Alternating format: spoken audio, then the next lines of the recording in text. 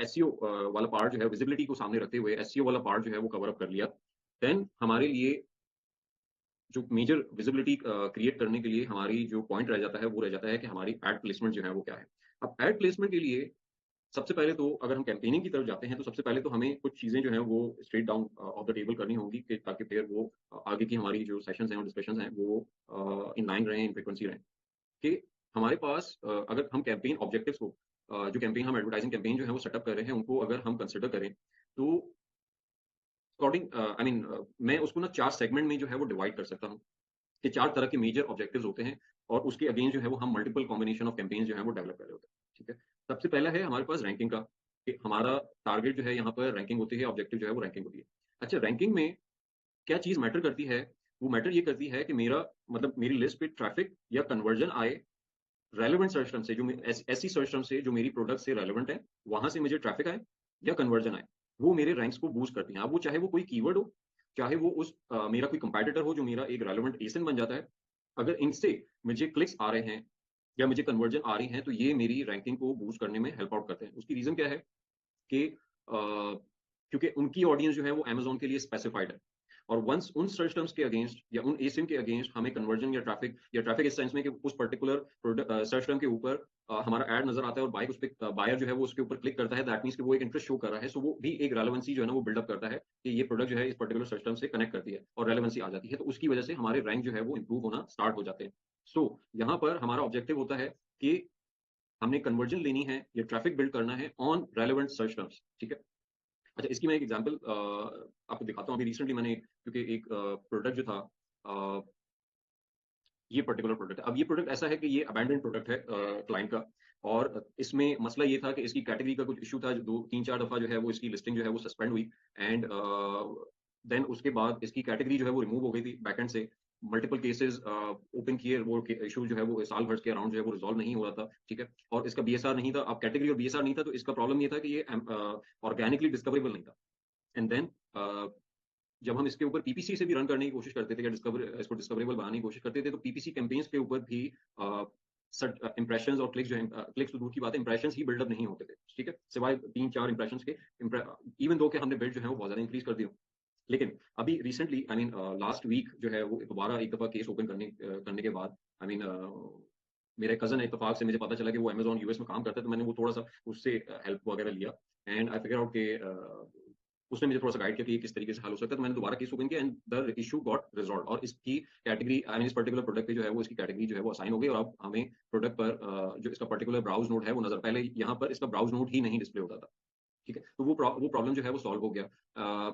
सो उसके बाद मैंने सिर्फ़ यहाँ पर कैम्पेन जो बिल्ड की है, उसपे अभी तक जो है वो सिर्फ़ एक कन्वर्जन आई है और आई मीन मैंने जस्ट फॉर द क्लाइंट सेक मैंने यहाँ पर कोशिश ये की कि जस्ट हम रेलेवेंट कीवर्ड के अराउंड जो है ट्रैफिक बिल्ड करते हैं। अब इसकी इस पर्टिकुलर प्रोडक्ट की जो है ना वो रेटिंग और कन्वर्जन का बड़ा इश्यू है। सो वो प्रॉब्लम कर रहा है उसकी बेसिस पे। लेकिन द पॉइंट इज़ कि सिर्फ़ रेलेवेंट कीवर्ड के ऊपर ट्रैफिक जनरेट करना और अगर हम इसकी सर्च टर्म्स चेक आउट करें थोड़ा-सा,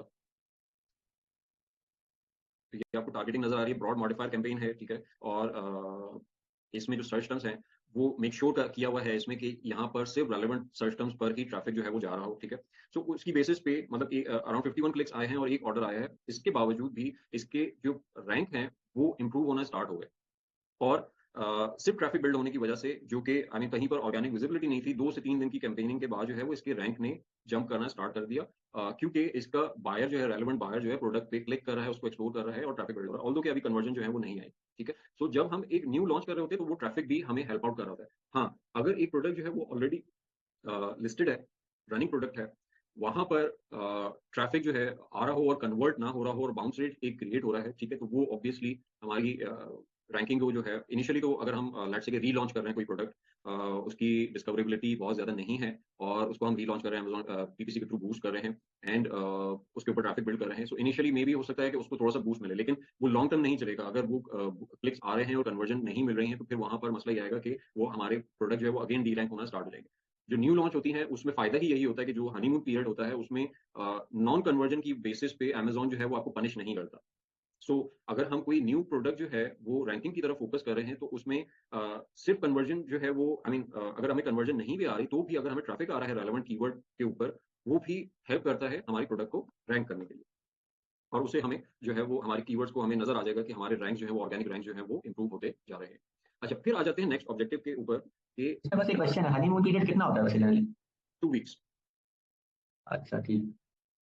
अ, कन्वर्जन की तरफ आ जाते हैं, नेक्स्ट ऑब्जेक्टिव है ये, मतलब ये एक और रीज़न होता है हमारा कोई कैंपेन सेटअप करने का। अच्छा, यहाँ पर एक आई मीन जो हमारा जो मेन ऑब्जेक्टिव है वो कन्वर्जन अचीव करना है और सेल्स वेलोसिटी को हेल्प आउट करना है। इस तरह की कैंपेन हम सेटअप कर रहे हैं कि वो हमें ज़्यादा से ज़्यादा सेल्स ऑर्डर आना स्टार्ट हो जाए, ठीक है? मिनिमम स्पेंड के साथ। यहाँ पर हमारा फ़ोकस जो है वो रैंकिंग नहीं होता। अगर रैंकिंग नहीं होता इसी वजह से वो इर्रिस्पेक्टिव ऑफ कि वो किस सर्च टर्म से ऑर्डर आ रहा है या किस एसिन से ऑर्डर आ रहा है या किस कैंपेन टाइप से ऑर्डर आ रहा है, मेरे लिए वो मैटर नहीं करता। या एक पीपीसी मैनेजर के लिए कन्वर्जन कैंपेन के लिए वो मतलब उस पर्सपेक्टिव से वो मैटर नहीं करता। यहाँ पर वो सिर्फ फोकस कर रहा है कि उसने सेल्स जो है वो जनरेट करनी, ज़्यादा से ज़्यादा ऑर्डर चाहिए। तो जिस भी सिस्टम से आए वो इर्रेलेवेंट है, इर्रिस्पेक्टिव ऑफ दैट है। यहाँ पर हम ज़्यादा कन्वर्जन टारगेट करेंगे और हमारा ऑब्जेक्टिव और हमारी स्ट्रैटेजी भी इसी तरीके से, फिर हम कैंपेन की स्ट्रक्चरिंग भी इसी तरीके से करेंगे कि हम रैंकिंग को फोकस नहीं कर रहे होंगे। हाँ, इसमें ये ज़रूर है कि उन कन्वर्जन की बेसिस पे हमारे रैंक्स को किसी कुछ ना कुछ बूस्ट ज़रूर मिल रहा होगा, ठीक है? लेकिन एज़ अ पीपीसी मैनेजर मेरा ऑब्जेक्टिव जो है वो उस पर्टिकुलर कैंपेन से रैंकिंग नहीं है। मेरा ऑब्जेक्टिव जो है उस पर्टिकुलर कैंपेन से लेट्स से एक सेट नंबर ऑफ ऑर्डर्स है कि मुझे 10 ऑर्डर्स चाहिए इस पर्टिकुलर कैंपेन से डेली बेसिस पे, 20 ऑर्डर्स चाहिए इस पर्टिकुलर कैंपेन से, या मैं एक सर्टेन नंबर ऑफ एक्वास जो है उस पर्टिकुलर कैंपेन से जो है वो टारगेट कर रहा हूँ कि मुझे 15% पे जो है वो इस पर्टिकुलर सिस्टम से जो है यानी इन कैंपेन से जो है वो मुझे 15% वाले एक्वास की कन्वर्जन चाहिए, या मुझे 15% एक्वास जो है वो अचीव करना है, ठीक है? सो यहाँ पर सर्च टर्म के ऊपर फोकस नहीं होगा। सर्च टर्म जितनी मर्ज़ी हम टारगेट कर लें, हमारा फोकस जो है वो कन्वर्जन है। देन आ जाती है थर्ड ऑब्जेक्टिव। थर्ड ऑब्जेक्टिव आ गया हमारा रिसर्च वाला पार्ट। अब रिसर्च में हमें चाहिए न्यू अपॉर्च्युनिटीज़। यहाँ पर ना हम फोकस कर रहे हैं कन्वर्जेंस के ऊपर। हमें तो बस ये चाहिए कि हमारा नई सर्च टर्म्स जो हैं वो कितनी फाइंड आउट हो रही हैं और नए एसिन्स जो हैं वो कितने निकल के आ रहे हैं। सो उसी बेसिस पे हम अपनी बजटिंग करेंगे, अपनी कैंपेन जो है वो सेटअप करेंगे। यहाँ पर मल्टी अब रिसर्च कैंपेन मतलब ये इतना वास्ट डोमेन है कि इसमें अराउंड मतलब कोई अगर आप पीपीसी मैनेजर से कहें वो यहाँ पर 100-200 तरह की रिसर्च कैंपेन जो है वो एस्टेब्लिश कर सकता है। क्यों? क्योंकि हर तरह की अलग-अलग कॉम्बिनेशन बना के ये इस तरीके से भी नए कीवर्ड्स जो हैं वो फाइंड आउट किए जा सकते हैं या फलाँ कैंपेन से फाइंड आउट किए जाते हैं। तो यहाँ पर कॉम्बिनेशन जो है वो बहुत सारे हैं। सो हमें ऑब्वियसली हम हर फॉर्मेट को, हर तरह की रिसर्च कैंपेन को, स्ट्रैटेजी को एक साथ जो है वो डिप्लॉय नहीं कर सकते ऑब्वियसली, क्योंकि हमारी लिमिटेशंस है बजट की। हम सारा का सारा बजट जो है वो रिसर्च कैंपेन को नहीं दे सकते। लेकिन उन एक सर्टेन बजट को यूज़ करके हम अलग-अलग मेथड के थ्रू नई अपॉर्च्युनिटीज़ और नए ascent with the passage of time जो है वो यूटिलाइज़ कर सकते हैं। इसमें ऑटो कैंपेन्स भी आ जाती हैं, इसमें मैनुअल भी आ जाती हैं, इसमें ब्रांड भी स्पॉन्सर्ड ब्रांड कैंपेन्स भी आ जाती हैं, जहाँ से हम नई अपॉर्च्युनिटीज़ फाइंड आउट कर सकते हैं। सो उन तमाम पैरामीटर्स को यूज़ करके हम नई अपॉर्च्युनिटीज़ अपने लिए, अपनी प्रोडक्ट के लिए जो है वो ढूँढ रहे हैं, ठीक है? फोर्थ जो ऑब्जेक्टिव है वो अवेयरनेस का है। यहाँ पर मुझे आई मीन क्लिक्स की भी रिक्वायरमेंट नहीं है। मैं तो बस चाह रहा हूँ कि मेरा प्रोडक्ट जो है वो नज़र आ रहा हो सर्च रिजल्ट्स के ऊपर, प्रोडक्ट पेजेस के ऊपर, और उसके ऊपर इंप्रेशंस या व्यूएबल इंप्रेशंस जो हैं वो जनरेट हो गए हों, ठीक है? और क्लिक्स आ जाते हैं, वेल एंड गुड, लेकिन मेरा टारगेट जो है वो क्लिक्स भी नहीं है। मेरा टारगेट जो है वो यहाँ पर सिर्फ इंप्रेशंस बिल्ड करना है, ताकि ज़्यादा से ज़्यादा जगहों पर, प्लेसमेंट्स के ऊपर जो है मेरी प्रोडक्ट जो है वो नज़र आ रही हो, ठीक है? अच्छा, इसमें आगे बढ़ते हैं, तो अगर हम रैंकिंग को यहाँ पे डिस्कस करें कि इन ऑब्जेक्टिव्स में से जो रैंकिंग वाला, क्योंकि हमने अब रैंकिंग कैंपेन्स की तरफ जाना है और उनको डिस्कस करना है कि रैंकिंग कैंपेन जो है वो कैसे सेटअप की जा सकती हैं, और इसी पर्टिकुलर केस स्टडी को लेकर हम आगे चलेंगे कि क्योंकि यहाँ पर सेल्स, जो कि मैंने इनिशियली बताया कि सेल्स वॉल्यूम जो है वो डाउन है, तो अब उसको हम एनालिसिस करेंगे कि वो पर्टिकुलर जो अभी पीपीसी कैंपेन उस पे अगर वो सेटअप हुई भी हैं या नहीं हुई हुई, और अगर हुई भी हैं तो वो किन कीवर्ड्स के अराउंड जो है वो प्लेस हुई भी हैं, किन मैच टाइप के थ्रू चल रही हैं, उसको स्टडी करना, और फिर sort of campaigns objective develop करना, ताकि हम अपनी सेल्स को बूस्ट अप कर सकें, उसमें जो भी ऑब्जेक्टिव हमें रिक्वायर्ड होगा। सो रैंकिंग ऑब्जेक्टिव अगर हम डिस्कस करते हैं, तो रैंकिंग में एक जो मैंने बात की कि हमें कन्वर्जेंस चाहिए through relevant keywords and relevant ASIN. तो ऑब्वियसली फिर हमारा कैंपेन का टारगेट भी जो है वो यही कीवर्ड होंगे या एसिन्स होंगे, ठीक है? हम कैटेगरी की तरफ नहीं जाएँगे, क्योंकि हो सकता है कि वो कैटेगरी जो है वो ब्रॉड नेचर की हो और वो सॉर्ट ऑफ हमारा रैंकिंग का जो स्पेंड है वो रिसर्च के ऊपर चला जाए, या उस कैंपेन का ओवरऑल ऑब्जेक्टिव ही जो है वो चेंज हो जाए। तो हम यहाँ पर अपने टारगेट जो है वो बड़ा स्पेसिफिक रखेंगे कि वो रेलेवेंट ज़रूर होना चाहिए, ठीक है? चाहे वो कीवर्ड हो, चाहे वो एसिन हो, वो हमारी प्रोडक्ट से रेलेवेंट ज़रूर होना चाहिए। उसपे हमारा रेलेवेंट बायर जो है वो मौजूद होना चाहिए। कैंपेन टाइप के लिए एक बड़ा I mean I am sure आप लोगों ने भी एक्सप्लोर किया होगा और फेस किया होगा, एक्सपीरियंस किया होगा कि रैंकिंग को खास तौर पे जो बूस्ट मिलता है ना, वो स्पॉन्सर्ड प्रोडक्ट से मिलता है। स्पॉन्सर्ड ब्रांड, हमारे पास स्पॉन्सर्ड ब्रांड कैंपेन्स भी मौजूद हैं, स्पॉन्सर्ड डिस्प्ले कैंपेन्स भी मौजूद हैं। लेकिन जो जूस जो है वो स्पॉन्सर्ड प्रोडक्ट से रैंकिंग को और ऑर्गेनिक रैंक्स को मिलता है, वो स्पॉन्सर्ड ब्रांड्स की कन्वर्जन से उस तरीके से वो हेल्प नहीं मिल रही होती है। इसी तरीके से स्पॉन्सर्ड डिस्प्ले की कैंपेन से हमें उस तरीके से हेल्प नहीं मिल रही होती है। सो हम फोकस ये करेंगे कि हमारा जो रैंकिंग का बजट है वो ज़्यादा से ज़्यादा हम कोशिश करें कि वो हम स्पॉन्सर्ड प्रोडक्ट कैंपेन टाइप के ऊपर ही स्पेंड करें। थर्ड थर्ड आ जाते हैं हमारी जो मैच टाइप है, जो रिकमेंडेड मैच टाइप है। तो हमारे पास मैच टाइप कौन-कौन सी अवेलेबल है? हमारे पास एग्जैक्ट मैच टाइप अवेलेबल है, फ्रेज है, ब्रॉड मॉडिफायर है, ठीक है? अब एग्जैक्ट ऑब्वियसली मैं रेलेवेंट टारगेट दूँगा, वो एग्जैक्टली उसी रेलेवेंट टारगेट को जो है वो टारगेट करेगा। इसी तरीके से फ्रेज, मैंने एक फ्रेज पर्टिकुलर लेट्स से यहाँ पर हमारे पास बहुत सारे फ्रेजेस हैं, ठीक है? और ये हमने एक्सट्रैक्ट ही किए हैं based on the basis of relevancy. तो अगर मैं इन फ्रेजेस को टारगेट करता हूँ, तो फ्रेज कैंपेन का जो स्ट्रक्चर होता है या जिन सर्च टर्म को वो टारगेट करता है, तो उसमें ये फ्रेजेस जो हैं वो इंक्लूडेड होंगे। आगे या पीछे कोई वर्ड जो है वो उनका एडिशन हो सकता है, लेकिन ये फ्रेजेस जो है वो इंक्लूड होंगे, तो मोस्ट प्रोबेबली वो भी मेरी रेलेवेंट टारगेटिंग जो है वो हो जाती है। लेकिन when we talk about broad match type, तो ब्रॉड मैच टाइप में जो मसला ये है कि ब्रॉड जो है, एक तो कीवर्ड को स्विच करता है, ठीक है? लेट्स से मैंने यहाँ पर अगर हम शावर कास्ट कवर आर्म का जो है वो वर्ड है, वो टारगेट किया है, तो वो इनको फ्लिप कर सकता है, यानी टारगेट करते हुए सर्च टर्म को, एंड देन इनमें से किसी को एक्सक्लूड भी कर सकता है, ठीक है? कोई ऐसा सर्च टर्म इससे टारगेट हो सकता है जिसमें शावर का वर्ड ही नहीं आ रहा या कास्ट का वर्ड ही नहीं आ रहा, ठीक है? सो ब्रॉडर मैच टाइप से एक जो रिस्क क्रिएट होता है कि मेरी टारगेटिंग जो है वो sort of may be irrelevant हो जाए, और मैं मेरी रेलेवेंट ऑडियंस और मेरे पोटेंशियल बायर्स तक जो है वो मेरी कैंपेन जो है वो ना पहुंच सके। सो प्रेफरेबली हम ब्रॉड मैच टाइप को यहाँ पर एक्सक्लूड करेंगे, और आई वुड रिकमेंड कि हम रैंकिंग कैंपेन में ब्रॉड मैच टाइप को यूज ना करें। फ्रेज को एग्जैक्टली यूज किया जा सकता है क्योंकि वो एक सर्टेन वेब को टारगेट करता है with keeping the phrase intact. Broad के बजाय हम ब्रॉड मॉडिफायर को यूज कर सकते हैं।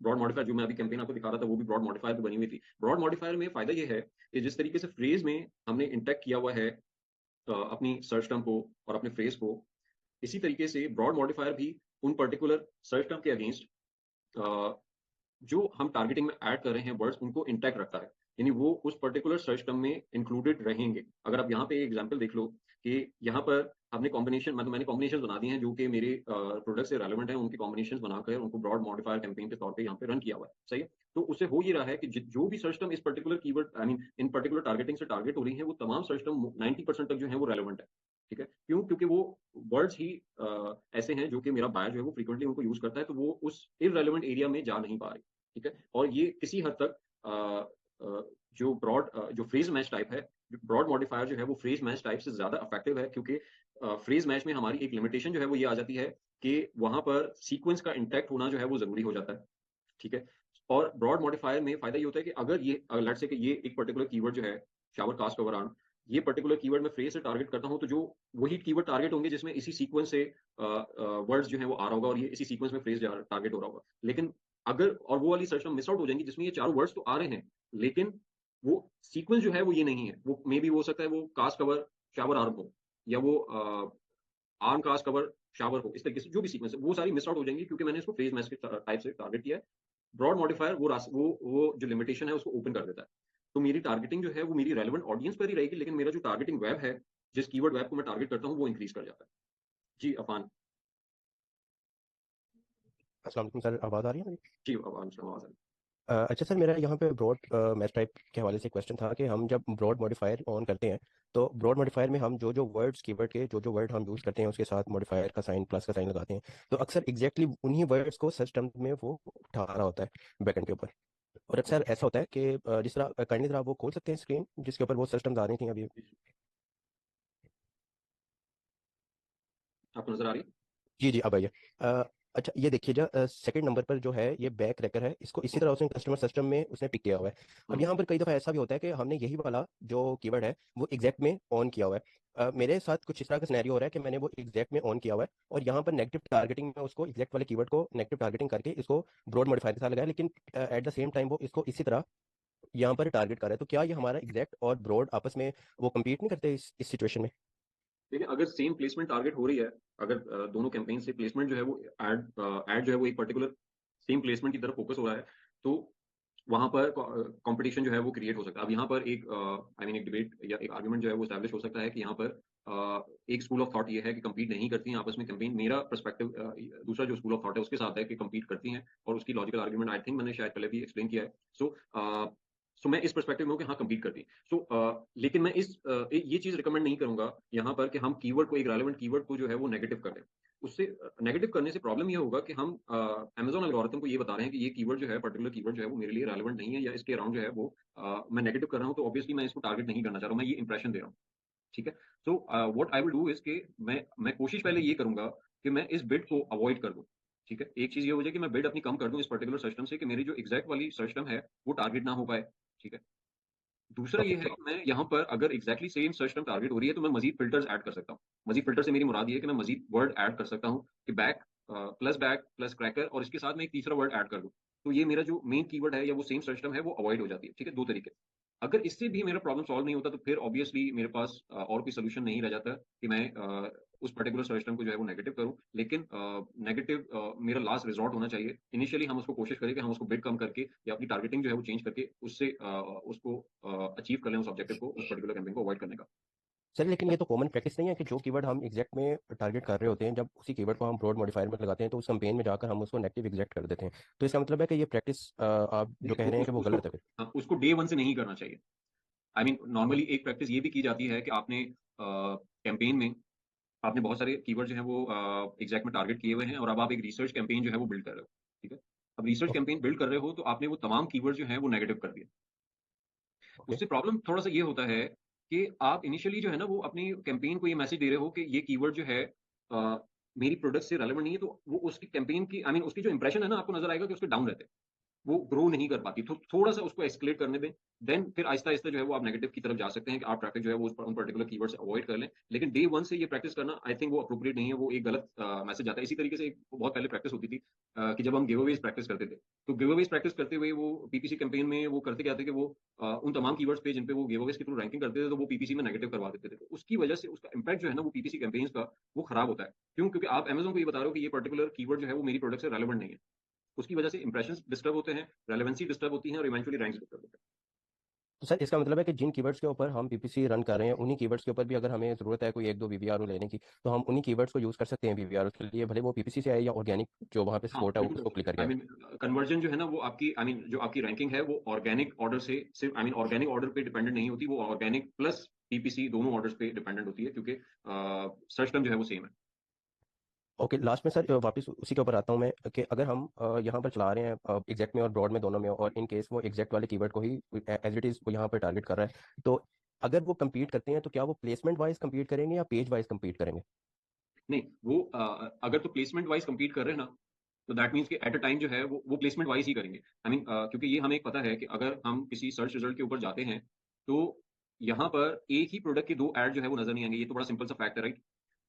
जी जी अब बिल्कुल। अगर 2 कैंपेन एक ही प्रोडक्ट को एडवर्टाइज़ कर रही हैं और एक ही पर्टिकुलर प्लेसमेंट पे एडवर्टाइज़ कर रही हैं, तो ये ऑब्वियस है कि उनमें से किसी एक को ही वहाँ पर प्लेसमेंट मिलेगी उस पर्टिकुलर टाइम पे। मतलब दोनों एक साथ जो है वो उस पर्टिकुलर प्लेसमेंट के ऊपर शो नहीं हो सकते। एट अ टाइम किसी एक को ही उस पर्टिकुलर इस प्लेसमेंट पे इंप्रेशंस मिल रहे होंगे, या प्लेसमेंट वो ऑक्यूपाई की हुई होगी। सो अगर 2 कैंपेन एक प्लेसमेंट को टारगेट कर रही हैं और उसमें से अमेज़न जो है वो किसी एक को शो करेगा, तो ये तो कॉम्पिटिशन ही हुआ ना। आई मीन मेरी मेरी जो लॉजिक है कॉम्पिटिशन कहने की, वो यही है कि वो जब 2 में से एक को सेलेक्ट कर रहा है, तो वो कॉम्पिटिशन हुआ। लेकिन अगर लेट्स से कि वो पेजेज़ है, मतलब एक कैंपेन जो है उसका फ़ोकस जो है वो अ टॉप ऑफ द सर्च की तरफ है। उसकी उसका कैंपेन सेटिंग जो है वो टॉप ऑफ द सर्च के ऊपर हुई हुई है। एक जो दूसरी आपकी कोई रिसर्च कैंपेन है, जिससे वही सर्च टर्म जो है वो टारगेट हो रही है, लेकिन उसके इंप्रेशन जो है या उसकी प्लेसमेंट जो है वो ज़्यादातर प्रोडक्ट पेजेज़ की तरफ जा रही है। तो यहाँ पर क्योंकि प्लेसमेंट डिफरेंट है, तो वो आपस में अफेक्ट नहीं करेंगी और आपस में कम्पीट नहीं करेंगी। लेकिन जहाँ पर टॉप ऑफ द सर्च और रेस्ट ऑफ द सर्च हो जाए, या top of the search versus top of the search हो जाए, तो वहाँ पर वो कम्पीट करेगी। ऑल गुड, ठीक है, थैंक यू। जी, तूबा। अस्सलाम वालेकुम। जी, वालेकुम सलाम। अच्छा सर, अभी जो ये बात हो रही थी ब्रॉड कैंपेन और कम्पीट करने की, तो उस हवाले से मेरे पास एक सजेशन है। हुँ, हुँ। वो ये है कि अगर जैसे ये कह रहे हैं कि अफान कह रहे थे कि मॉडिफायर जो कैंपेन रन की है और उसमें अगर हम नेगेटिव करें या ना करें, और फिर प्रॉब्लम ये आता है कि अगर हम नेगेटिव करते हैं तो वो इम्पैक्ट जो आप कह रहे हैं अमेज़न को जाता है कि वो हमारे लिए कीवर्ड नहीं है, हमारे लिए रेलिवेंट नहीं है वो। तो उसका एक सोल्यूशन हो सकता है कि अगर हम रिसर्च कैंपेन स्टार्ट करते हैं, न्यू कैंपेन हमने स्टार्ट की है, लॉन्च किया है, तो उसमें हमें बिड्स जो है ब्रॉड कैंपेन की ठीक रखनी होती हैं और फिक्स पे हम ज्यादा फोकस करते हैं। तो उसका एक सोल्यूशन जो मेरे जहन में आता है वो ये हो सकता है कि हम 2 ब्रॉड कैंपेन्स रन करें। एक के अंदर वो जो एग्जैक्ट हमारा कीवर्ड है उसको हम नेगेटिव रखें। एग्जैक्ट के अंदर तो हमारा वो चल ही रहा है, ठीक है, फिक्स बिट्स के ऊपर। और दूसरी जो ब्रॉड कैंपेन है, या तो उसके अंदर हम उसको एक लो बिड के अंदर रन करें। उससे हमारे पास फायदा क्या होगा कि एक तो हमारे पास डाउन ओनली के अंदर या लो बिड के ऊपर वो रन हो रहा होगा। दूसरा ये है कि हमारे पास वो दो दो यानी कॉम्पीट नहीं हो रहा होगा। एक तो चीज ये हो सकती है।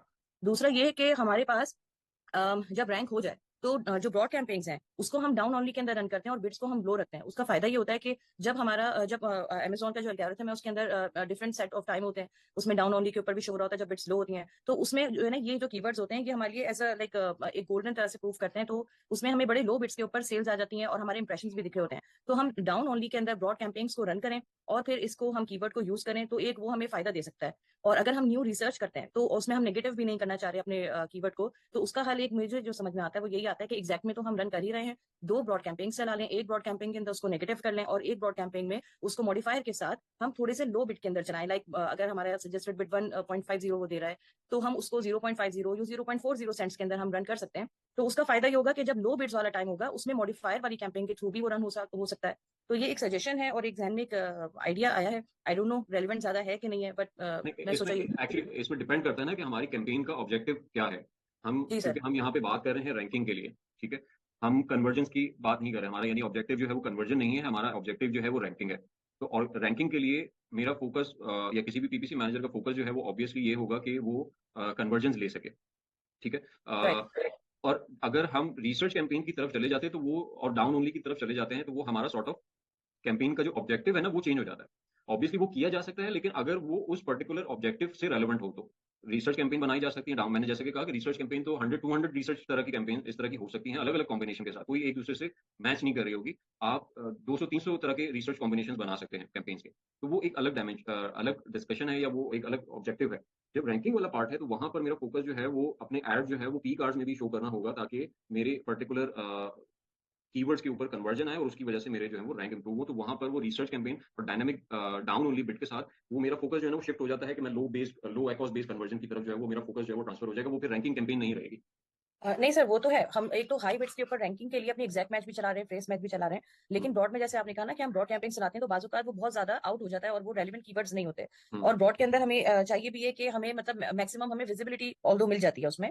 तो उसका एक ये सोल्यूशन है कि ब्रॉड कैंपेन जब हम चलाएं, भले वो हम रैंकिंग पर्पज के लिए चला रहे हो या किसी भी पर्पज के लिए, तो उसकी जो हम बिड्स रखें वो कम ही रखें कंपेरेटिवली जो एग्जैक्ट मैच की होती है। और हम उसको अगर जैसे फॉर एग्जाम्पल ऐसी हमारी कैंपेन है जिसमें हमें दिखता है कि कन्वर्जन जो है एक स्पेसिफिक टाइम पे मिल रही है और हमें जो है, लेकिन हमारा वो कन्वर्जन ज्यादा नहीं है, और लेकिन हमें ये भी लगता है कि रैंकिंग के लिए, विजिबिलिटी के लिए हमें वो कैंपेन चलाना इंपॉर्टेंट है, तो उसको हम डाउन ओनली कर सकते हैं उस और बिड्स भी लो। उसका फायदा ये होगा कि वो हमारे ओवरऑल रेकॉर्ड्स के ऊपर ज्यादा फर्क नहीं पड़ेगा क्योंकि स्पेंडिंग मैं वही इतनी कह नहीं रहा हो हूँ रही ना होगी। कि आप मतलब आप जो सजेस्ट कर रहे हो ना कैंपेन, वो हम्म। कन्वर्जन स्पेसिफिक है। वो आई मीन वो हमारे इस पर्टिकुलर डिस्कशन आई मीन वो ऑब्वियसली उस तरह की कैंपेन जो है वो हम डिस्कस करेंगे और वो डेफिनेटली इस तरह की कैंपेन्स बनती हैं। और आपकी सजेशन वो बिल्कुल सही है कि वो कन्वर्जन सही। और उस पर्सपेक्टिव से हम ऐसी कैंपेन जो है वो सेटअप करते हैं just to compensate the ACoS of our ranking campaigns. लेकिन क्योंकि हम अभी रैंकिंग की बात कर रहे हैं तो वहां पर ये कैंपेन जो है ना वो रेलेवेंट नहीं बनती। मैं ये ओके। कहना चाहता हूँ बेसिकली। ठीक ठीक है, थैंक यू। सो अच्छा, इसमें लास्ट जो पॉइंट है वो ये है कि हमने मैच टाइप की बात की कि हम उन मैच टाइप को प्रेफर करेंगे जहां से हमें अश्योरेंस है कि हम रेलेवेंट ऑडियंस जो है वो अपनी पर्टिकुलर प्रोडक्ट के ऊपर लेके आ सकते हैं। उसमें एग्जैक्ट मैच है, फ्रेज मैच है, उसमें ब्रॉड मॉडिफायर है जिसमें ब्रॉड मॉडिफायर में हम अश्योर कर सकते हैं कि हम रेलेवेंट ऑडियंस लाए, प्लस इसमें हम स्पेसिफिक एसेंस को भी टारगेट कर सकते हैं जहां पर जो हमारी सिमिलर प्रोडक्ट है तो वो ये वाले एरियाज जो है वो हम उनको टारगेट कर सकते हैं। अच्छा, बिडिंग स्ट्रैटेजी। अब क्योंकि हम इस पर्सपेक्टिव में बात कर रहे थे कि ये लॉन्च मतलब हम एक रैंकिंग और लॉन्च प्लान लॉन्चिंग कैंपेन जो है वो डिस्कस कर रहे हैं for a new launch product जिसकी कोई हिस्ट्री नहीं है, जिसका कोई सोशल प्रूफ नहीं है। तो वहां पर बिल्डिंग स्ट्रैटेजी जो है वो क्या होनी चाहिए। और यहाँ पर जो मैंने आपको नजर आ रहा होगा कि मैंने यहाँ पे फिक्स बिड जो है वो मेंशन किया है कि फिक्स बिड हमें प्रेफरेबली यूज करनी चाहिए फॉर दोज लॉन्चेस जहाँ पर हम न्यू लॉन्च कर रहे हैं, उसकी कोई कन्वर्जन हिस्ट्री नहीं है और उसका कोई सोशल प्रूफ वगैरह नहीं है। अच्छा, अब इसको समझने के लिए कि हम फिक्स बिट की तरफ क्यों जा रहे हैं तो थोड़ा सा हम चले जाते हैं अपनी जो कैंपेन में हमारे पास बिडिंग स्ट्रैटेजीज जो है वो अवेलेबल होती हैं। तो हमारे पास स्पॉन्सर्ड ब्रांड कैंपेन्स में तो स्पॉन्सर्ड प्रोडक्ट कैंपेन्स में 3 तरह की बिडिंग स्ट्रैटेजीज मैनुअल टारगेटिंग में जो है वो मौजूद है।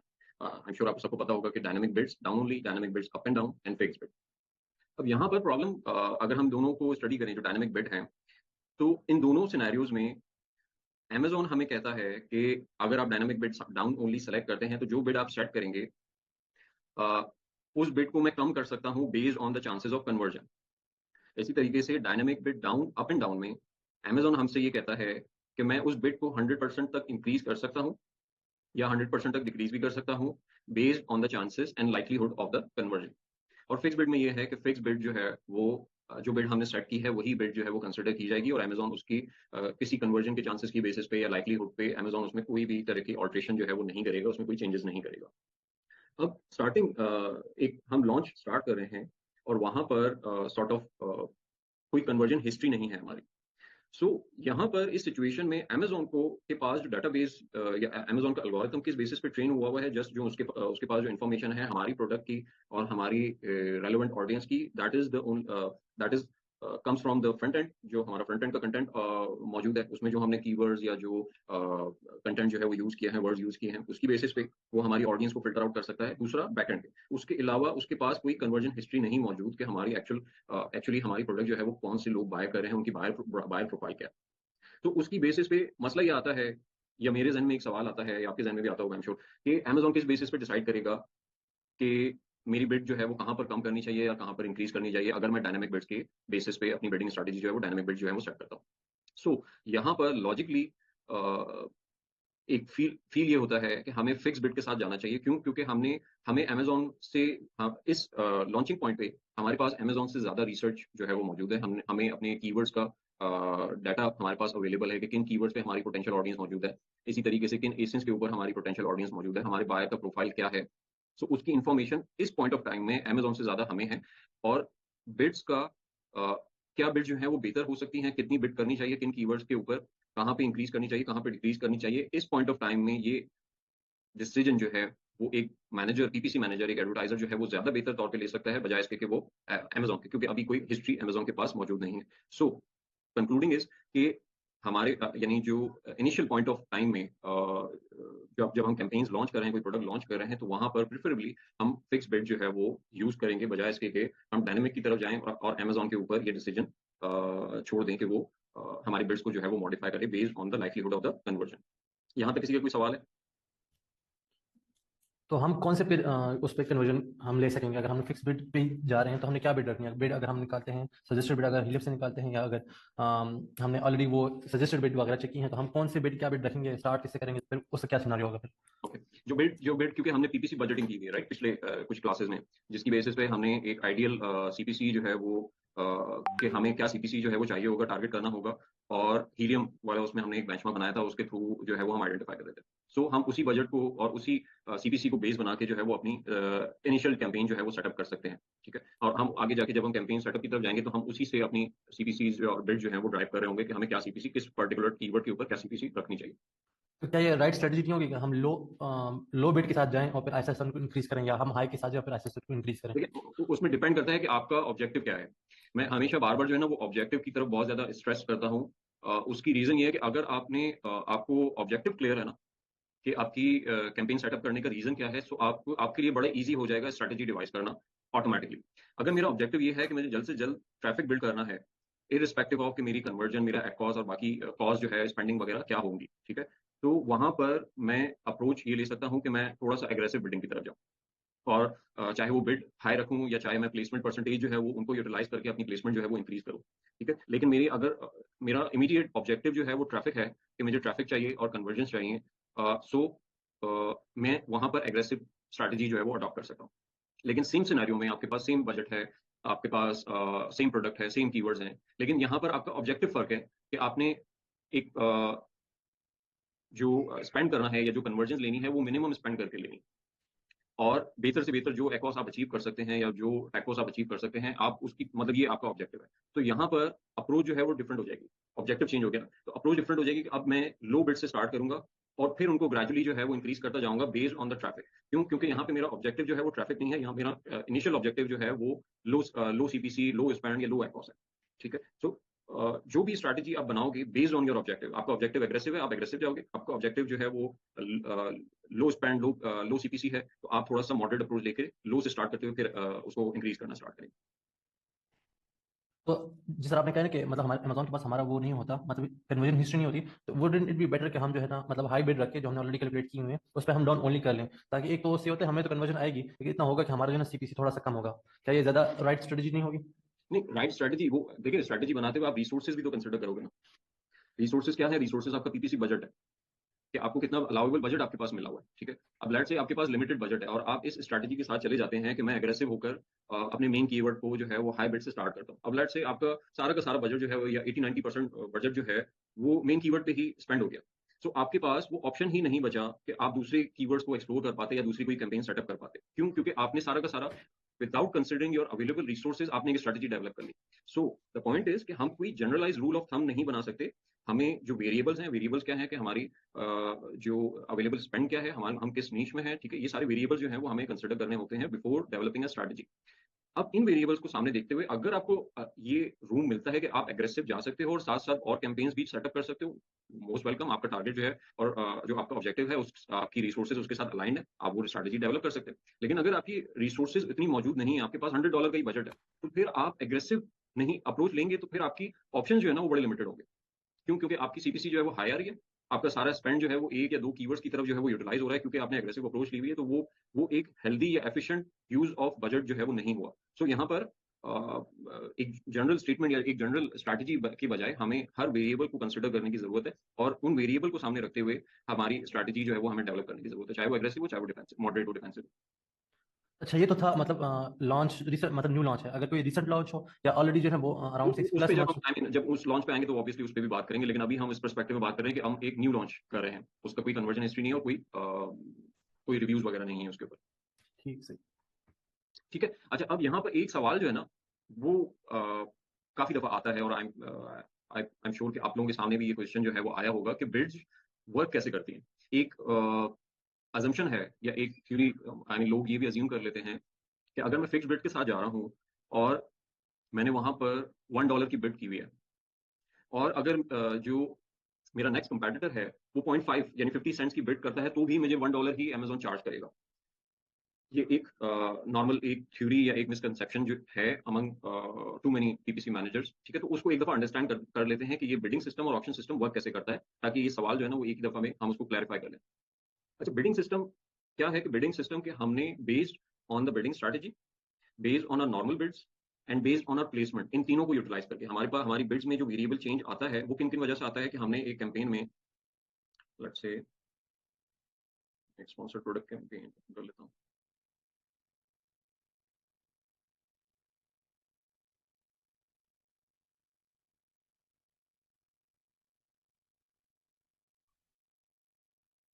अच्छा, एक कैंपेन में जो वेरिएबल हैं, जो हमारी सीपीसी को, कॉस्ट पर क्लिक को चेंज कर सकते हैं या उसमें रोल प्ले कर सकते हैं, वो सबसे पहला तो हमारी बिड है कि हमने एक इंडिविजुअल टारगेट के अगेंस्ट बिड क्या सेट की है, ठीक है? एक तो ये वेरिएबल हो गया। दूसरा वेरिएबल हो गया कि हमने प्लेसमेंट्स क्या सेट की हुई हैं।